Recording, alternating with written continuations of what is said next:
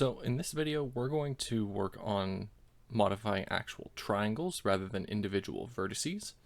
So the first thing we're going to do is we're going to get rid of this position modification. This was how we made our vertices move before. We're just going to get rid of that. So instead of working on the vertex level, we're going to work on the triangle level. Another thing we're going to do is we're going to get rid of this return color here. Just for now, comment it out. What we're going to do is we're going to return a 1/2 of the normal in world space, and then 1 just so we have the alpha value set up, and then we can save that. So now we have a sphere here, and you can see it's showing its normal in world space, and everything is smoothed. So to actually get started on the geometry, we need to first tell the shader that it needs to use the geometry portion of DirectX. So we're going to pragma geometry geom. So this tells it that this shader needs to pull the geometry function from DirectX and use it.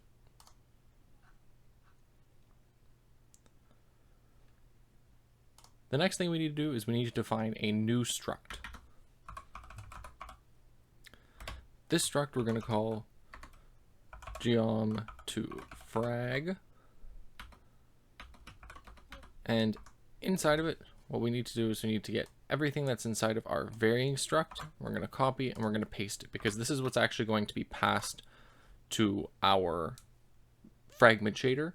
So we need everything we were passing before for it to work the same way. Now, since we're going to be doing that, there is some stuff in the varyings we can get rid of. So we don't need this position HCS in here anymore. We also don't need the position in world space.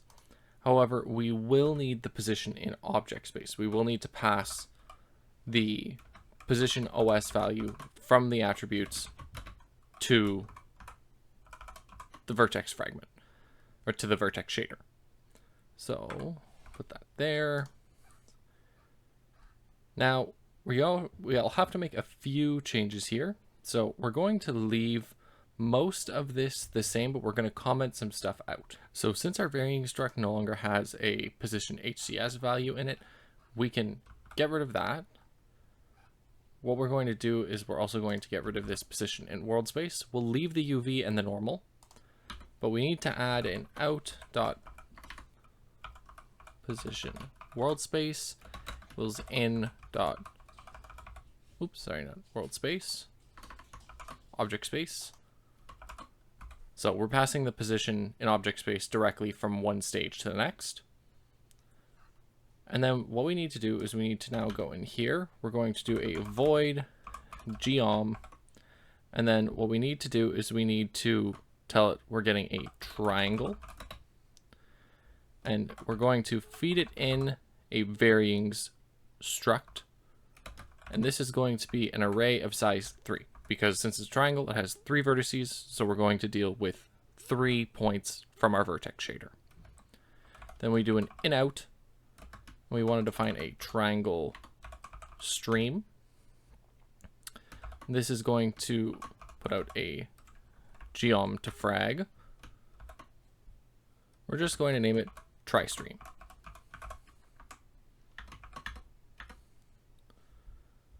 Now, there is one other thing we need to add above this. We need to add a tag for max vertex count. And we're going to put this as 3. Since this is a triangle, 3 should always be the maximum, so we just define it up here. Now, in our actual geometry node, we need to define what our out is. Geom to frag out. And then what we're going to do is we're going to do a for loop. And we're going to iterate through the triangle. So I must be less than 3, I plus plus. And then we're going to define basically what we had before in our vertex shader. So we had the position HCS. And we can just copy this from up here. However, we need to make sure we add our index in. Then we're going to do out dot position world space. I'm going to put this in here. Again, make sure you add your index. Do our UV. This is just going to be the UV we got in because we already transformed it with the sampler map tiling and offset, so we can just pass it directly. And then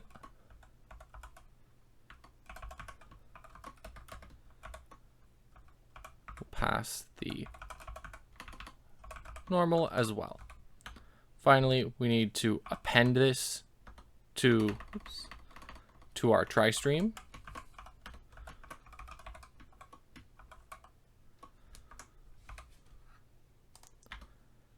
And then we will go tri-stream,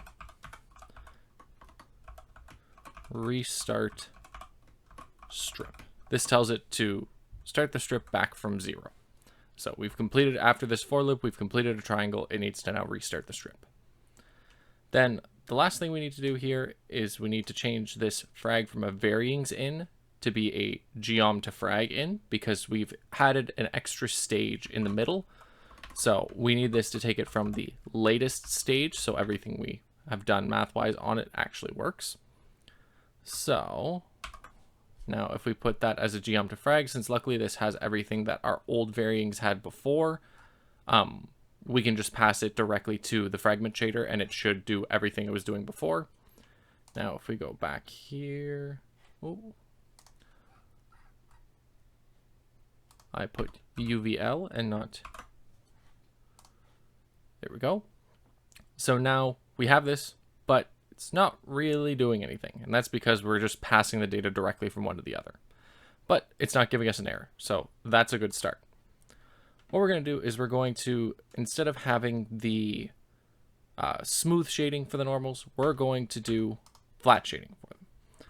So we're going to find a float 3. We're going to call this normal. And this is going to be equal to normalize of a new float 3.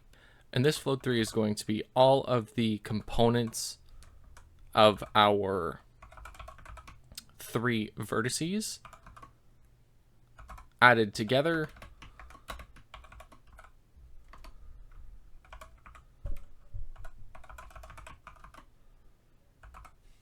Oops, sorry, I'm putting I, not.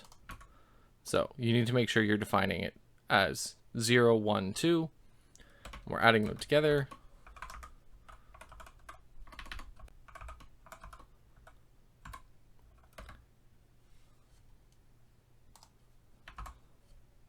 So in this, we're going to take in all the X components of our 3 vertices, add them together. Then I'm just going to copy and paste this in and then change it to Y. And then I'm going to do it one more time for Z.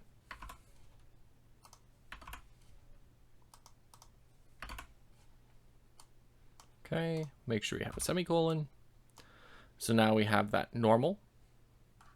And instead of saying the out.normal WS is equal to in.normal WS, we're going to say this is just going to be the normal we defined, which is the average.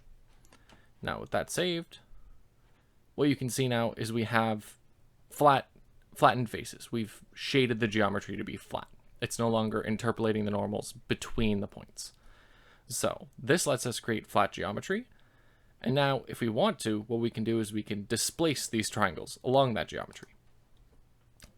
So instead of doing this here, what we can do is we can define a float 4. We'll call it FOSOS. And this is going to be equal to a new float 4. And that is going to be in at I dot position WS. Oops, sorry, not WS, OS plus normal,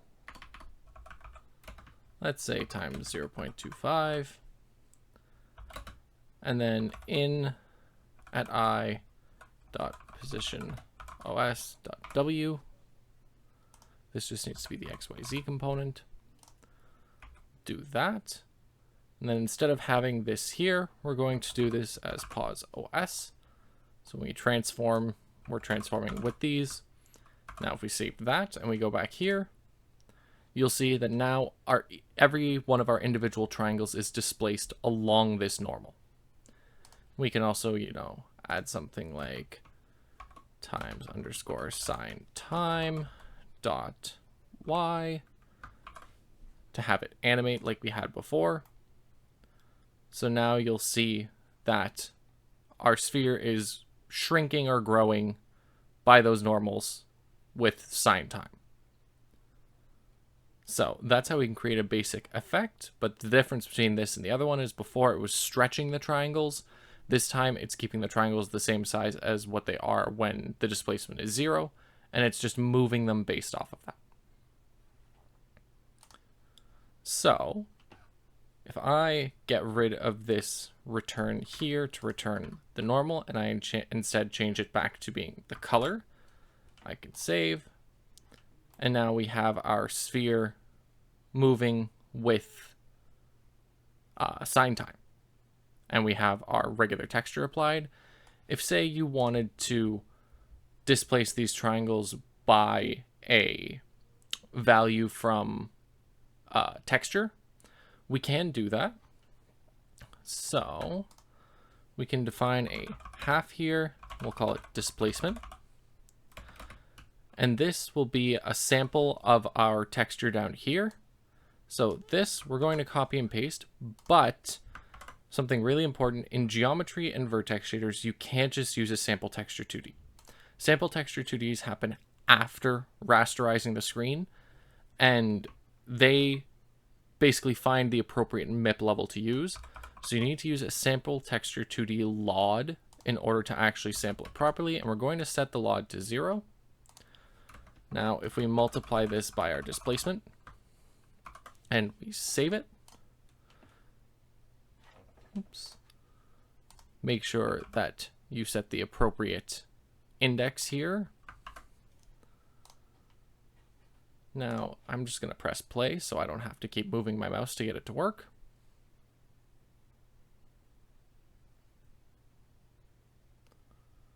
You can see now it's displacing based on wherever the brightest part of the image is. Even though this looks dark over here, that's because of our lighting function. If I quickly comment out the lighting,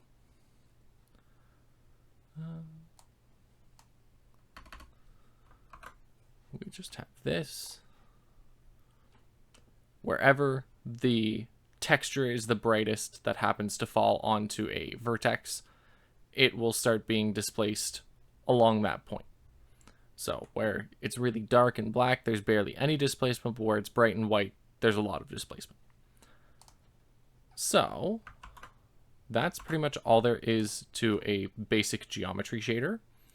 Something you may have noticed before when I didn't have this displacement here and we just have it by a set time, you can't see the triangles that are behind here. So in the next video, we're going to work on different Shader Lab keywords, which include blend modes, culling, Z-writing, and Z-testing. So I will see you in the next video.